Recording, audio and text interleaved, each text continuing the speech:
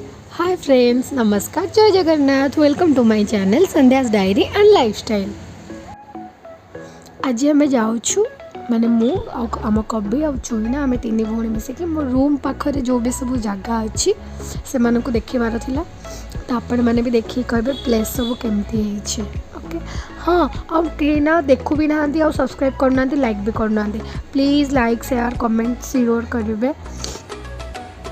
सतरे भौणी मान सहित बुलवार मजा ना माने किसी अलग जिते सांग साथी बाहर लोक जहाँ सहित जिते बुल ना निज कजन्स निज भाई भौणी मान सहित बुलवा मस्ती करवा समथिंग यूनिक एंड स्पेशल। आमे बे फास्ट आसिक पहुँचलु ढाबा डुंगरी माने यहाँ महादेव को मंदिर। ये जागर टाइम रे बहुत भीड़ हुए, नॉर्मल टाइम रे फांका था एमती आसती जे पावागढ़ आसती सी आसती एमती बुलापी। नॉर्मल टाइम रे एमती फांका थाए किंतु लोकेशन देखिए आमती फोटो शूट करने शांति माने जीवाई बसवाई ठाकुर को दर्शन करके आसवाई बहुत ही सुंदर जगह। माने जो मंदिरटा यहाँ पूरा सुड़ंग टाइप रो माने एमती सुड़ंग भितर पशिकी जावाक पड़ो ठाकुर पाखक। पहाड़ भितर पहाड़ कटा है किंतु मंदिर डिजाइनटा है सुड़ंग परिका माने भितर पूरा जीवन पशिकी पूरा इको हो माने एटा लॉक अच्छी। आम तो आसीचु टाइम 2-3 वाला टाइम ना, तो यहाँ पहड़ पड़ी सका नना जो पूजा कर आसले पूरा निजे पूजा कर लिंग पाखरे।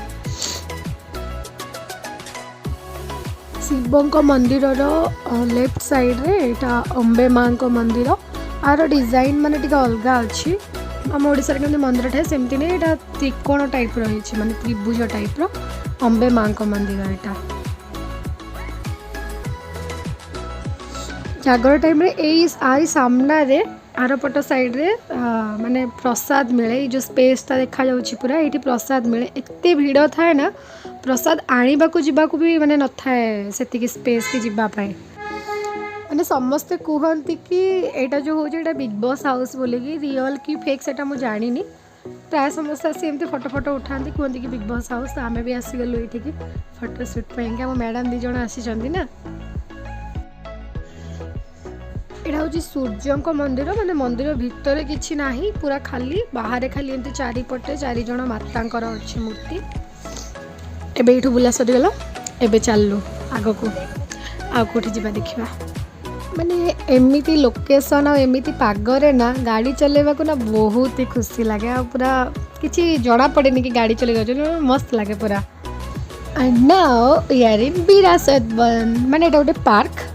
ये सब normally pre wedding shoot photo shoot पर ही नॉर्मली ये लोक आसती आमती बुलाबुली करने संध्या बेले नॉर्मली किंतु मुझे जानची फोटो शूट पर ही लोक आसती। ये पार्कटा फोटो शूट पर ही बेसिकाली। तो ये आम चलू 3 जण बुलवा खाली बुली बुलिकी जावा कथा ना कि ना। ये लोकेशन में फोटो भी पूरा पार्क रो वीडियो मु बनईनी कम पाई ना मो दिशा जो बिले आसटा आग फोटो उठा कही कहीकि पूरा मुंड खाई सारे।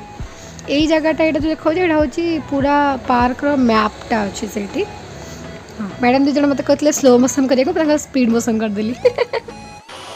फोटो अरे भाई चल रे आ कोडे जाई की जिबा मु रटी करी रो फोटो नहीं की।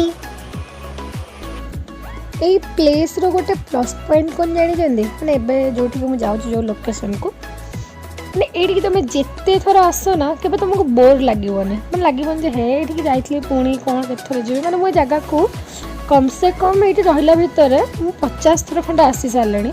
फिर भी मत जगह एत पसंद ना एबे भी मत कि कहब ना कि नहीं चल सांगे सांगे उठिक पड़े मत एत से प्लेस पसंद।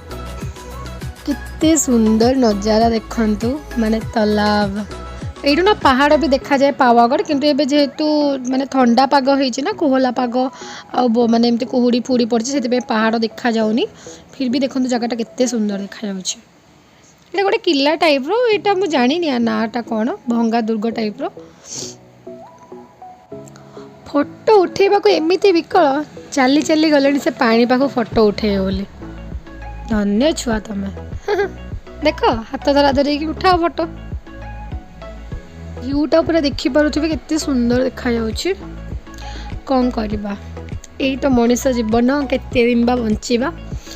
बास जोटा निजको भल लगुच से एंजॉय करंतु मते तो भाई बुलवा को बहुत भल लगे माने मते कि खाइबा को दबनी गोटे दिन पूरा किंतु कह तू खाली खाली चाले बुलू मो बुलवा को पूरा रेडी न खाइले चलियो मते भोक करेनी बुलिले